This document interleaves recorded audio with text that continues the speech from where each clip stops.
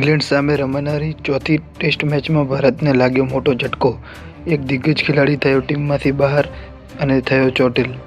મિત્રો, કોણ છે આ ખેલાડી? જાણવા માટે જુઓ પૂરો વિડીયો. પરંતુ એના પહેલાં તમે ચેનલ પર નવા હોય તો ચેનલને સબસ્ક્રાઇબ કરી દો.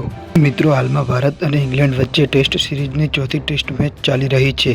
આ દરમિયાન ભારતને મોટો ઝટકો લાગ્યો હતો. ત્રીજા સેશનમાં ક્રિસ વોક્સના બોલ પર રિષભ પંતને પગ પર ગંભીર ઈજા થઈ હતી, જેના કારણે તેને રિટાયર્ડ થઈને મેદાન બહાર જવું પડ્યું હતું.